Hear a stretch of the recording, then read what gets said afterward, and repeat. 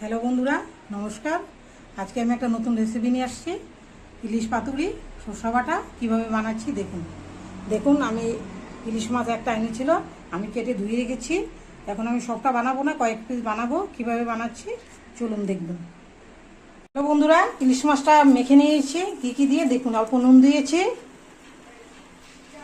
অল্প হলুদ দিয়েছি, অল্প দিয়েছি লঙ্কার গুঁড়ো। ইলিশ মাছটা আপনাদের দেখেইছি, সবটা আমি নিব না, আমি 6 পিস বেছে নিয়েছি। কেন আমার যতটুকু দরকার সেতটুকু নিয়েছি, বাকিটা রেখে দিয়েছি। এখন সুন্দর করে দেখেন মাছটাকে মেখে নিব। আমি মাছটা কাঁচা বানাবো না, অল্প হালকা ফ্রাই করে নেব। হয়ে গেছে। এখন দেখুন কড়াই চাপিয়ে দিয়েছি। এখন আমি সরষের তেল দিয়ে দিব।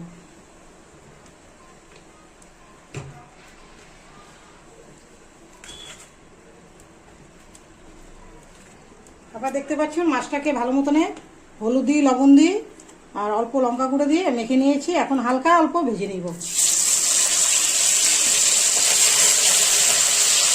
হালকা ভেজে নিয়েছি, মাছ তো বেশি ভাজে না, তার জন্য আমি হালকা ভেজে নিয়েছি।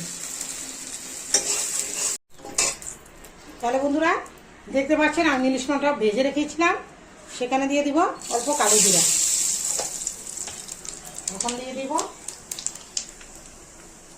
3টা কাঁচা লঙ্কা,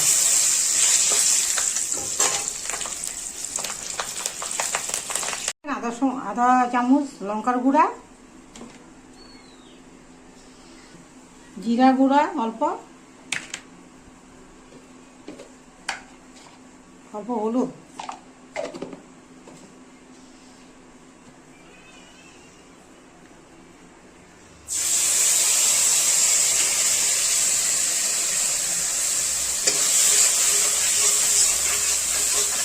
দেখতে পাচ্ছেন আমি জিরা লঙ্কা অল্প হলুদ দিয়ে জল দিয়ে গুলাই দিয়ে দিচ্ছি। অল্প দেখতে পাচ্ছেন আদা বাটা। এখন দিয়ে দিচ্ছি অল্প নুন, যে হিসাবে খাবেন আপনারা সেই হিসাবে দিয়ে দিন।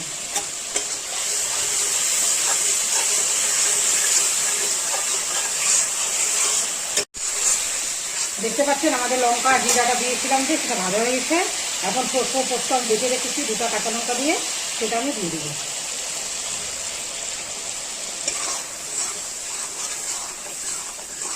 সেটা দিয়ে অল্প নাড়াচাড়া করে নেব।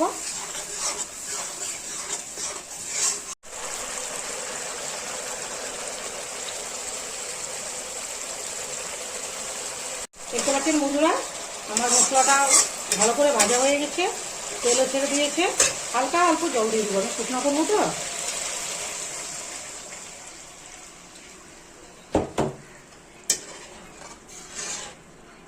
এখন জলটা ফুটে গেলে মাছ দিয়ে দিব। আমাদের সরষা বাটা ঝোল রেডি হয়ে গেছে। এখন মাছটা দিয়ে দিব।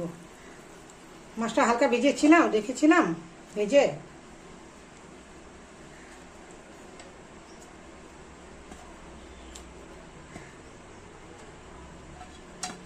এই তেলটা দিয়ে দিব এখন।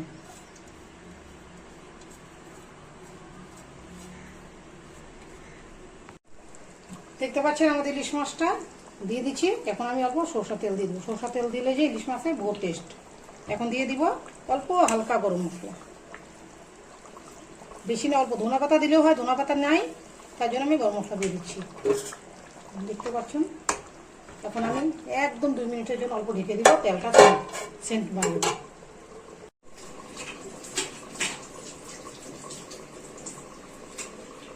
বন্ধুরা আপনারা দেখতে পাচ্ছেন আমি অল্প তেল দিয়ে অল্প ঢেকে দিয়েছিলাম 2 মিনিটের জন্য। এখন আমাদের সরষা বাটার পাতুরি রেডি হয়ে গেছে। এখন আমি নামিয়ে নেব। হ্যালো বন্ধুরা, আজকে আমি সরষা বাটা ইলিশ বানিয়েছি, সেটা রেডি হয়ে গেছে, দেখে নিন। রেসিপিটি যদি ভালো লাগে রেসিপিটা আমার চ্যানেলে সাবস্ক্রাইব করবেন, লাইক করবেন, শেয়ার করবেন আর কমেন্ট করে জানাবেন কীভাবে কীরকম হলো। আমি নতুন নতুন ভিডিও আরও দেওয়ার জন্য আপনার সঙ্গে থাকবো। নমস্কার।